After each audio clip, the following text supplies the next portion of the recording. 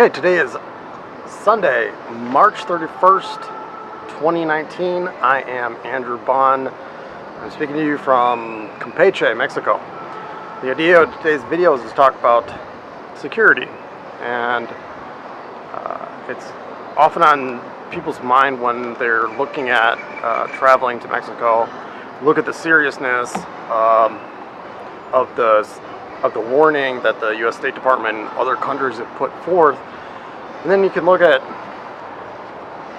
times travel bloggers and YouTubers, and oftentimes they're going to express a pleasantness in traveling and a lack of negative experiences that profoundly discords with what you would expect from such a severe security warning. And so I just wanted to talk about that, talk about the discordance a little bit, and survivor bias, and present some of the observations that I've made from traveling to insecure regions within Mexico.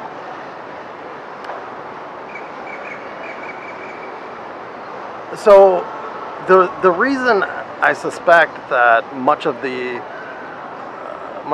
discordance in experience and expectation would be that there's survivor bias there, right? And that a lot of the travel bloggers or YouTubers haven't necessarily traveled to other conflict regions. So what happens oftentimes if you're in a conflict region but not necessarily actually in the battle space, is that if you're not following the news, life goes on even in insecure areas. So there's a survivor bias there, and it doesn't necessarily mean that it is safe broadly. However, the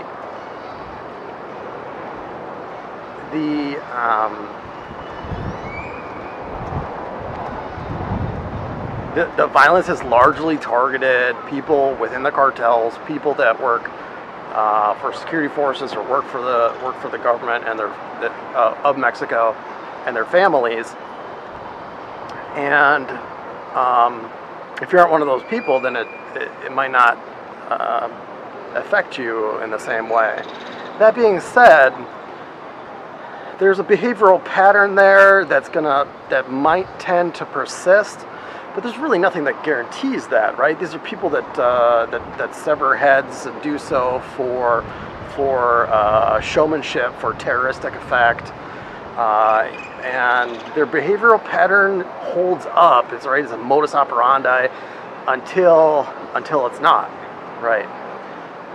So I do see where much of the security warning idea comes from, and I think survivor bias makes sense of the discordance there. So oftentimes I would see people ask, say like a bulletin board, is it safe to travel to, for example, Campeche? And of course Campeche is quite a safe city, but other areas might not be. And then perhaps that might not be the correct or the best way of phrasing that idea, because a lot of that is going to depend on who the person. A lot of that's going to depend on the person that asked the question, right? Their behavior and how they might contribute to their own victimization, or some of the risky occupations or behaviors that they have,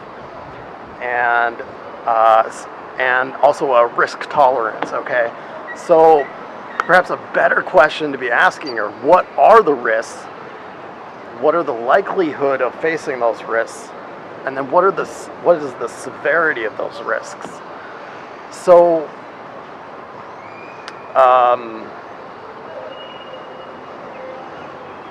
so once you've established what the risks are in traveling to these places, then you can begin to look at what kind of mitigating steps you're going to need to take for your own risk tolerance.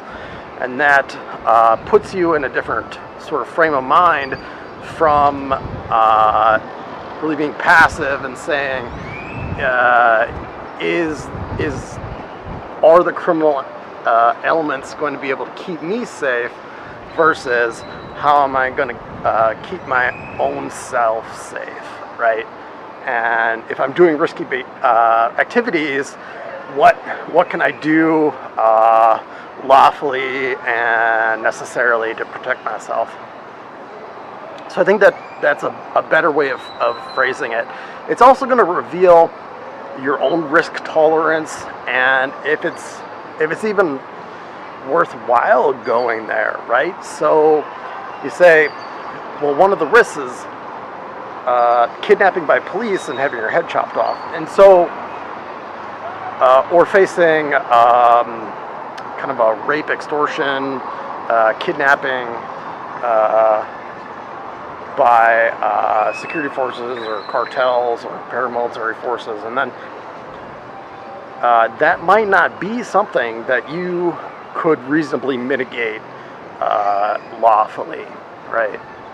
Because there is that weapons prohibition here, and perhaps it's not realistic for you to hire, to hire security within the country. So that's something that's you're gonna have to play with that and see to see what your risk tolerances are, and perhaps it is not worth it for you to travel here.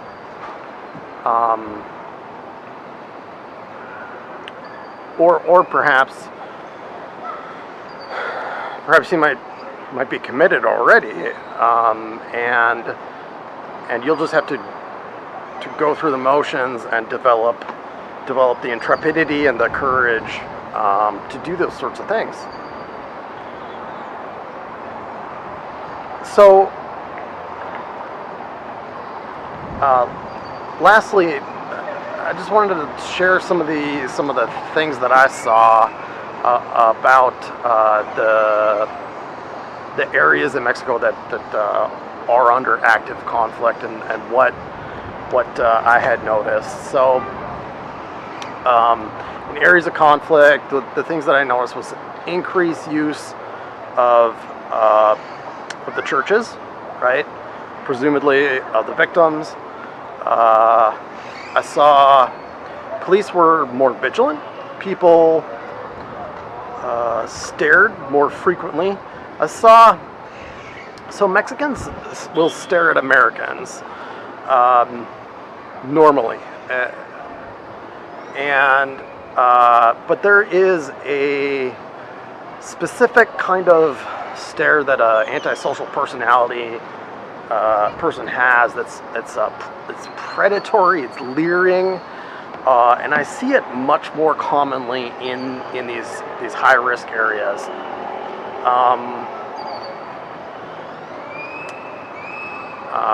Police will be honest with you. They will tell you what the risks are. They will tell you their own experience. Other people will tell you what they have experienced, and they'll be quite frank with what their beliefs are.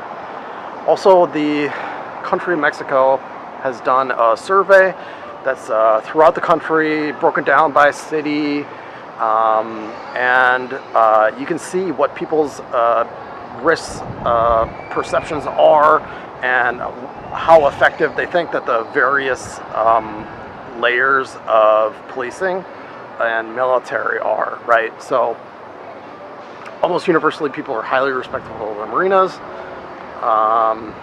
and then they'll break down like federal police, state police, and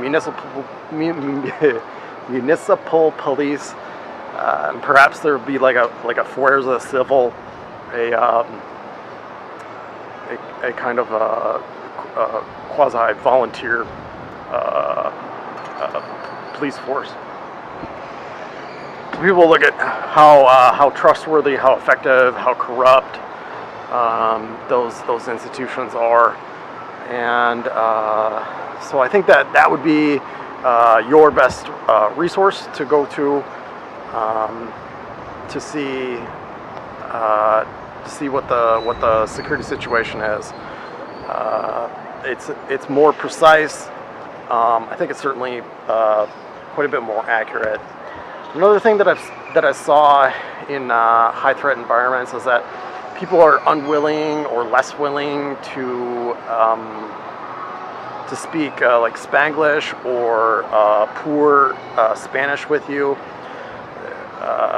They won't attempt to dissect your bad Spanish. This was something I saw in like Coatzacoalcos, and last observation would be that if you happen to see police with magazines taped together, that was something that I really only saw in high threat environments, or increased police vigilance, right? So oftentimes you'll see the military and the police, and they'll be looking at their phones. They're pretty relaxed, but if there's a heightened level of vigilance, that's something that really I think you only see within the high threat environments. And that's it.